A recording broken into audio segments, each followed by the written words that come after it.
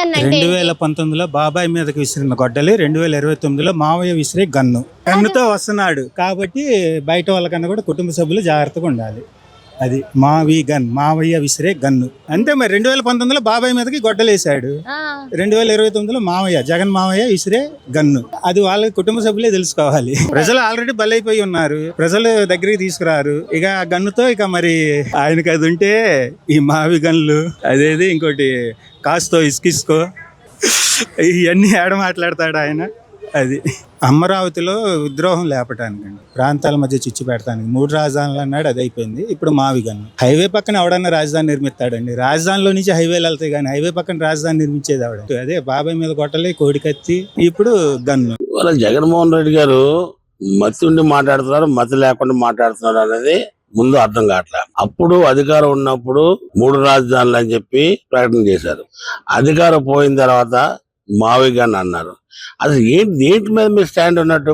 అంటే విశాఖపట్నం ఇవాళ ఆంధ్రప్రదేశ్ ఇప్పుడు విడిపోయిన తర్వాత విశాఖపట్నం బిగ్గెస్ట్ సిటీ మన ఆంధ్రప్రదేశ్. ఈ బిగ్గెస్ట్ సిటీలోనే ఇక్కడ రాజధాని అన్నాం, విజయవాడ రాజధాని అన్నాం, అలాగే కర్నూలు ఒకటి అన్నాం, 3 రాజధానులు అన్నాం.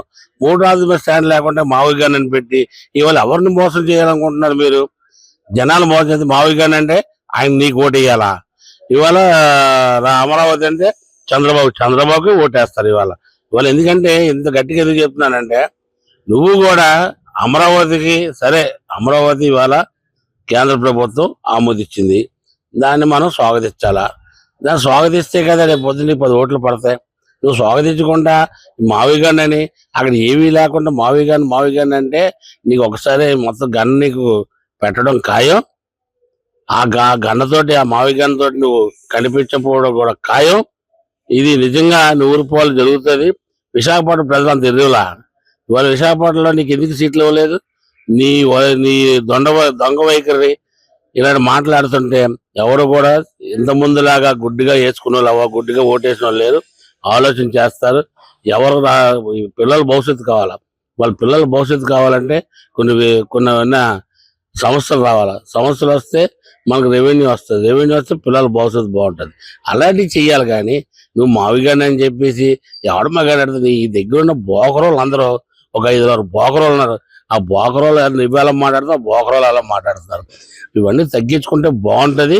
నువ్వు రాబోయే రోజుల్లో నువ్వు మావిగాని అంటే మటుకు నీకు మొత్తం మావిగాని కాదు, నీకు మొత్తం గన్నెట్టడం ఖాయం.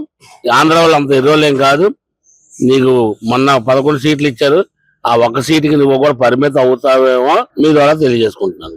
ఊటకాలన్నీ అంటే జనాలు భూత వైద్యుడు ఎలాగైతే చెప్తా ఉంటాడో ఆ మాటలు నేర్చుకున్నట్టుగా ఉన్నాడు జగన్మోహన్ రెడ్డి.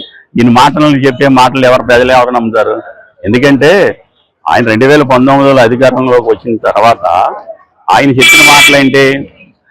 ఒక రాజధాని అనేది 33,000 ఎకరాలు ఉండాలి, అది కూడా విజయవాడ గుంటూరు మధ్యలోనే ఉంటే బాగుంటుందని అన్నాడు ఆయనే. మరి అధికారంలోకి వచ్చిన తర్వాత ఆయన ఏం చేశాడు? 3 రాజధానులు అన్నాడు. 3 రాజధానులు కట్టాలంటే ఎక్కడైనా కనీసం ఒక శిలాపాలకమైన ఒక రాయేసావా? నువ్వే ఎక్కడ 3 రాజధానులు ఎక్కడ కట్టావు? ప్రజలు నిన్ను ఎందుకు నమ్ముతారు? ఈ రోజు మళ్ళీ మావిగాన్ అని చెప్పి మళ్ళీ మభ్య పెడతాను.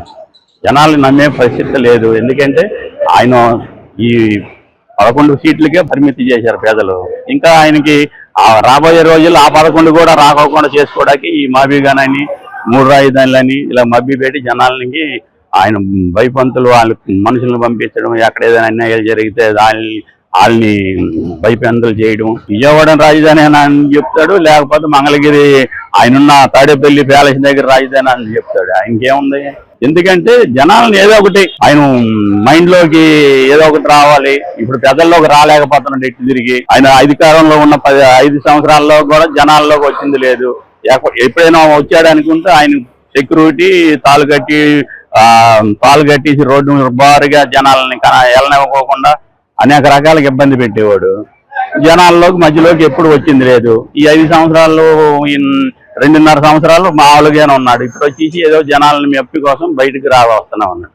అంటే నాకు తెలిసి నెక్స్ట్ ఏదైతే ఇప్పుడు హైదరాబాద్, చెన్నై, బెంగళూరు ఎలా ఉన్నాయో అలా మంది కూడా డెవలప్ అయితే బెటర్. స్టూడెంట్స్ చాలా మంది జాబులు నాకు ఇబ్బంది పడుతున్నారు. వాళ్ళకి ఏంటంటే ఈ డేటా సెంటర్స్ ఇవన్నీ రావడం వల్ల నిరుద్యోగం కొంచెం తగ్గుతుంది అని అనుకుంటున్నాను. టీడీపీ ప్రభుత్వం అయితే బాగానే అంటే ఇవన్నీ ఉండాలండి. ఎందుకంటే ప్రజెంట్ జనరేషన్ లో పాస్ అవుట్ అయ్యి వేలాది మంది స్టూడెంట్స్ వస్తున్నారు. వాళ్ళందరికీ స్కోప్ ఇచ్చినట్టుగా ఉంటుంది. ఎందుకంటే ఆపర్చునిటీస్ ఇప్పుడు దొరకట్లేదు ఎక్కడ కూడా. ఇది ఒక ఆపర్చునిటీగా నేనైతే అనుకుంటున్నాను. అది లీడర్షిప్ క్వాలిటీస్ అంటే ఇన్వెస్ట్మెంట్స్ అనేది ఏంటంటే పైనుంచి లీడర్షిప్ క్వాలిటీస్ ఉంటాయి. ఇప్పుడు చంద్రబాబు నాయుడు గారు, నారా లోకేష్ గారు ఈ లీడర్షిప్ ఏంటంటే బాగుంది కాబట్టి పైనుంచి ఫండ్స్ వస్తున్నాయి. ఇంకో 2-3 years లో ఇంకా డెవలప్ అవుతుంది అని అనుకుంటున్నాను. యాక్చువల్ గా జగన్మోహన్ రెడ్డి గారు చీఫ్ మినిస్టర్ అయిన దగ్గర నుంచి అవ్వక ముందు నుంచి కూడా ఆయన ఏం మాట్లాడుతున్నారో ఆయనకే తెలియట్లేదు. ఒకసారి మాట్లాడింది రెండోసారి ఎప్పుడైనా మనం అడిగితే ఆయనకే గుర్తుండదు. అది ఆయన ఏం మాట్లాడతారో కూడా తెలీదు. జనరల్ గా ఆయన ఏది స్టాండ్ తీసుకోవట్లేదు. రాజధాని ముందు అమరావతిలో కావాలని చెప్పి ఎన్నో ఎకరాలు కావాలని చెప్పి 35,000 ఎకరాలు 45,000 ఎకరాలు ముందు చెప్పారు. తర్వాత 3 ఎకరాలు సరిపోతున్నారు. తర్వాత ఏమో రాజధాని అక్కడెందుకు 3 రాజధానులు అన్నారు, వైజాగ్ రాజధాని అన్నారు. మళ్ళీ ఇప్పుడు మావిగాన్ అంటున్నారు. మావిగాన్ మీద మీరు స్టాండ్ ఉన్నారా అని అడిగితే వైజాగ్ వదిలేశారని అడిగితే లేచి వెళ్ళిపోయారు. ఆయన పరిస్థితి అది. ఆయన కోసం మాట్లాడితే మనం పిచ్చోళ్ళం అయిపోతాం. ఆయన కోసం మా తెలుగుదేశం పార్టీ తరఫు నుంచి నా ఉద్దేశం ఏంటంటే ఆయన కోసం అసలు మాట్లాడకపోతే మంచిదని నా అభిప్రాయం. మావిగాన్ అంటే ఏంటి ఆయన అడగాలి. మనకేం తెలుస్తుంది? రాజధానికి ఒక పేరు ఉంటుంది, ఒక పద్ధతి ఉంటుంది. ఇప్పుడు మన రాజధాని అంటే అమరావతి, దానికి ఒక హిస్టరీ ఉంది, దానికి ఒక నేమ్ ఉంది. మావిగాన్ అంటే అర్థం ఆయనకే తెలియదు. వాళ్ళ పార్టీలో కూడా ఒక్కొక్కరు ఒక్కొక్కళ్ళు ఒక్కొక్క అర్థం చెప్తున్నారు. వాళ్ళకి కూడా పర్ఫెక్ట్ గా అర్థం తెలియదు. ఎవరైతే అన్నారో ఆయనకు కూడా అర్థం తెలియదు. అది మనం ఏం చెప్పగలం సార్? అంటే మావిగన్ అంటే నాకు అర్థం కాలేదు. గన్లు పట్టుకొని తిరిగితే మా గన్, ఆ గన్లు రాజకీయాలు ఇంకా కొనసాగిస్తున్నాడు అనుకుంటున్నాను. కానీ మాకు ఏం అర్థం కావట్లేదు అసలు మావిగన్ అంటే ఏంటి. ఇప్పుడు రాజధానిగా అమరావతి ఉంటే కొన్ని వందలాది వేలాది మందికి ఉద్యోగాలు వస్తాయి. అంతేగాని ఇలా చేస్తే పిచ్చోడి చేతిలో రాయిపెట్టినట్టు ఉంటది. కాబట్టి వచ్చే ఎన్నికల్లో ప్రజలు తీర్పిస్తారు. అదే తీర్పు సున్నాకు కూడా రావచ్చు. అలాగే ఈ మావిగన్ అని ప్రజలు అసలు పట్టించుకోవట్లేదు.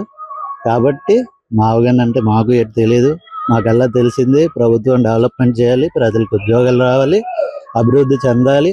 అది కూటమి ప్రభుత్వం చేస్తుంది. అదేలేండి బుర్రలేని రాజకీయాలు అంటారు వీటిని. అసలు ఏముండి మాట్లాడుతున్నారు, బుర్రలేక మాట్లాడుతున్నారు. అసలు ఏం చేద్దాం అనుకుంటున్నారో తనకే అర్థం అవ్వట్లేదు.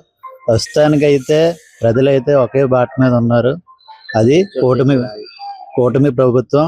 అలాగే ఈ పిచ్చోడి చేతిలో రాయడితే ఏటవుతుంది మావిగన్ రేపు మాగన్ అంటాడు. ఆ గన్లెట్ కాల్చుకోవాల్సి వస్తుంది అందరూ. సో దయచేసి ఈ మాటలు ఏవి పట్టించుకోకండి. వైజాగ్ డెవలప్మెంట్ అది డెవలప్మెంట్ అవుతుంది. ఇక్కడ గూగుల్ వచ్చింది. రానున్న రోజుల్లో బే సిటీ కూడా వస్తుంది. అందరికీ ఉద్యోగాలు వస్తాయి. కాబట్టి ఆ మావిగన్ పట్టించుకోకూడదు. అదేనండి 3 రాజధాని అన్నాడు, 3 రాజధాని చేయలేదు. మళ్ళీ మావిగాన్ అన్నాడు. అమరావతి ఆ మావిగాన్లో అదేగా, ఆ సిఆర్డీలో అది కూడా. మళ్ళీ మావిగాన్ అంటే మాట అది రాంగ్గా తప్పు కదా. మరి నేను వాళ్ళు అక్కడికి వెళ్ళి అటాక్ చేసి వాళ్ళు వెళ్తాం కూడా తప్పే కదా. నిన్న ఏ పార్టీ అయినా మనం, ఎందుకంటే వాళ్ళు చాలా బాధపడ్డారు ఎవరు అమరావతి ప్రజలు. దాని వాళ్ళ మీద వెళ్తాం అటాక్ రౌడీలు తీసుకెళ్ళడం తప్పు కదా.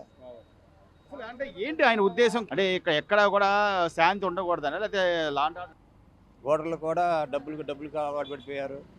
వాళ్ళు కూడా డబ్బులకి ఎత్తం అలవాటు పడిపోయారు. అయితే ప్రస్తుతం ప్లస్ చంద్రబాబు గారికి ఉంది. ఎలా ఉంది సార్ ఈ 2 ఏళ్ల పరిపాలన? ఎలా ఉంది? పర్వాలేదండి, పర్వాలేదు. మార్పు వచ్చింది. స్కూల్స్ కూడా బాగానే డెవలప్ అయినాయి. మరి ప్రైవేట్ స్కూల్లో కూడా, గవర్నమెంట్ స్కూల్లో కూడా సీట్లు దొరకట్లేదు ఇవాళ. చాలా బాగా